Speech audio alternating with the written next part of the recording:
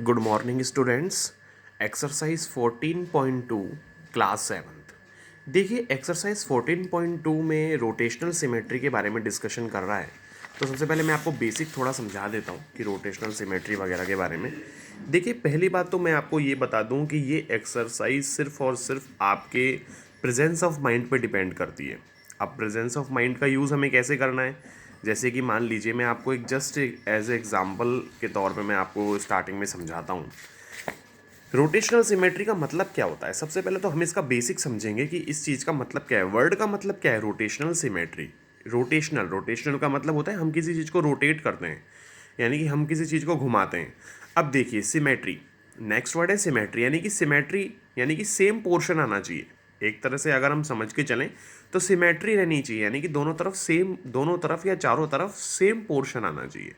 घुमाने पर same portion आना चाहिए। कह हम इसका ये अर्थ हम निकाल सकते हैं समझने के लिए, ठीक है, समझने के लिए। अब आप खुद देखिए, ये ब्लेड यहाँ पर दी हुई है, एक ब्लेड ऊपर है, एक नीचे है, एक लेफ्ट है और एक राइट है। अगर मैं इसको रोटेट करूँगा, यहाँ पर मैंने इसको रोटेट कर दिया तो कोई सिमेट्री में चेंज हुआ? कोई चेंज नहीं हुआ सर। फिर मैंने 90 डिग्री रोटेट कर दिया तो सिमेट्री में कोई चेंज नहीं हुआ। फिर मैंने रोटेट कर दिया, कोई सिमेट्री में चेंज नहीं हुआ। फिर मैंने उसको 90 डिग्री और घुमा दिया, कोई चेंज नहीं हुआ। चाहे 90 डिग्री घुमाया हो चाहे, ठीक है ना। तो कहने का मतलब ये है कि आप उसको चेंज कर रहे हैं, उसको घुमा रहे हैं, रोटेशनल यानी कि उसको रोटेट कर रहे हैं। रोटेट करने के बाद भी आप देख रहे हैं कि उसकी सिमेट्री में कोई चेंज नहीं हो रहा है, ठीक है ना। तो this is called rotational symmetry. ये तो मैंने जस्ट आपको समझाने के पर्पज़ से बताया है, ठीक है। अब मैं थोड़ा आपको डेफिनेशन बता देता हूँ। देखिए डेफिनेशन एक तो आप ये अंडरलाइन कर लेना, द रोटेशन, पेज नंबर पे है बता दूँ 271 पे, पेज नंबर 271 पे, the rotation turn an object about a fixed point. This fixed point is the center of rotation. बहुत ही अच्छी डेफिनेशन है, आमतौर पे यही एग्जाम में आती है, ठीक है। The rotation turn an object about a fix point, this is called centre of rotation, ठीक है। सेकंड है the angle of turning during rotation is called angle of rotation, ठीक है ना। दो डेफिनेशन तो ये हो गई। तीसरी डेफिनेशन आप यहाँ पे देख लीजिए, रोटेशनल सिमेट्री के बारे में मैंने समझाई दिया कि रोटेट करने पर सिमेट्री रहनी चाहिए, उसको घुमाने पर भी सिमेट्री होनी चाहिए, सेम दिखना चाहिए वो, ठीक है ना। ये रोटेशनल सिमेट्री हो गई।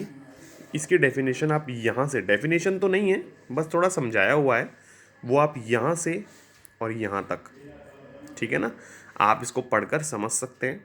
और ये डायग्राम भी, आप डायग्राम की भी हेल्प से आप समझ सकते हैं।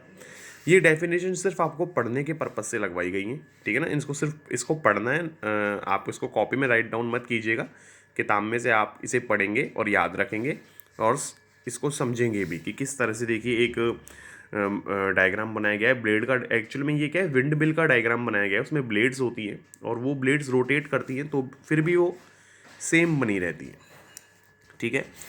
तो ये मैंने आपको बेसिक जो है डेफिनेशंस वगैरह बता दी। आइए अब हम आगे बढ़ते हैं एक्सरसाइज की तरफ।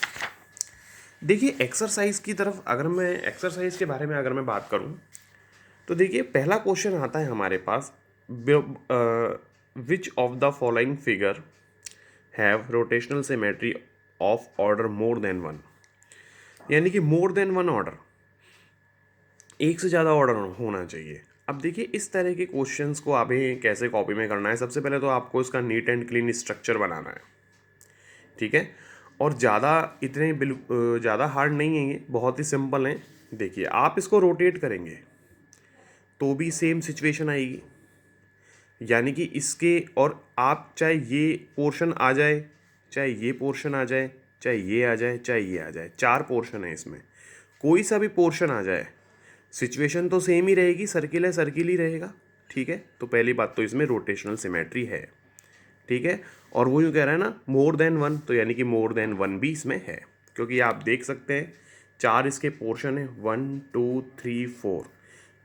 अगर आपके सामने ये वाला, इस वाले पोर्शन से अगर आप घुमाएंगे, कहने का मतलब ये है कि इस वाले को घुमाएंगे अगर आप कहीं से भी, 1 2 3 4 कहीं से भी घुमाएंगे तो सेम ही सिचुएशन क्रिएट होगी, सेम ही फिगर क्रिएट होगा।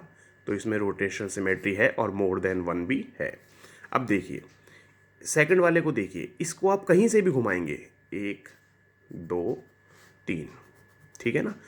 तीनों इसके ऑर्डर हैं 1 2 3, 1 2 3, 3 ऑर्डर्स हैं। आप इसको कहीं से भी घुमाएंगे, तीनों ऑर्डर्स में कहीं से भी घुमाएंगे तो आप इसकी सेम सिचुएशन यहाँ पर क्रिएट होगी, ठीक है।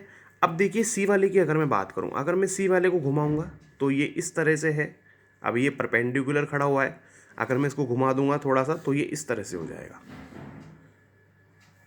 सेम सिचुएशन नहीं हुई, पहले ये खड़ा था और अभी लेट गया। लेटने का मतलब है पहले ये वर्टिकली ऑर्डर में था, अभी हॉरिजेंटल ऑर्डर में आ गया। इसका मतलब सेम सिचुएशन नहीं हुई, तो इसका मतलब इसमें रोटेशनल सिमेट्री नहीं होगी। तो बहुत ही सिंपल क्वेश्चन है, और इसमें आप प्लीज़ ऐसा ना सोचिएगा कि सर हमारा गलत हो जाएगा या फिर हमारा जो है हम कंफ्यूज हो गए। इसमें कोई कंफ्यूजन वाली बात नहीं है, ठीक है। बहुत ही आराम से इजी वे में आपको समझ समझ के करना है, ठीक है। अब देखिए मैं आपको एक लास्ट वाला और करवा देता हूँ। देखिए इसमें कितनी साइड्स हैं, कितनी साइड से घूम सकता है, 1 2 3 4, 4 साइड से घूम सकता है। और घूमेगा, फिर भी घूमेगा तो भी सेम सिचुएशन ही क्रिएट होगी। अगर आपको घूमने वाली बात समझ में नहीं घूमने वाली बात समझ में नहीं आ पा रही है कि सर कितनी साइड से घूमेगा, तो कोई दिक्कत नहीं है। बट इतना तो आप देख के समझ लीजिए कि जब ये घूमेगा तो सेम ही सिचुएशन क्रिएट होगी, हम डिफरेंस नहीं कर पाएंगे, तो इसका मतलब रोटेशनल सिमेट्री है, ठीक है ना। इसको भी अगर आप रोटेट करेंगे तो तीनों तरफ से सेम ही दिखाई देगा, 1 2 3, तीनों पार्ट से वो सेम ही दिखाई देगा, तो इसमें भी रोटेशनल सिमेट्री है, ठीक है ना। अगर आप चलो वैसे तो हम कोशिश करेंगे सब कुछ समझना है, बट फिर भी अगर हम साइड की तरफ से समझना नहीं, किस साइड से घूमेगा सर ये हमें समझ में नहीं आया, कोई बात नहीं। बट घूमने पर, रोटेट करने पर वो सेम रहेगा या नहीं रहेगा, इतना अगर आप समझ लेंगे तो भी वो बिल्कुल ठीक रहेगा, ठीक है। तो इस तरह से आपको ये सवाल करना है, और इसमें जो है हमें बिल्कुल भी कंफ्यूज नहीं होना है कि सर ये गलत है या सही है, ठीक है। ये क्वेश्चन सिर्फ आपके क्रिएटिविटी पे डिपेंड करते हैं। अगर आपको कोई डाउट हो तो आप मुझसे कंसल्ट करें। Okay, thank you.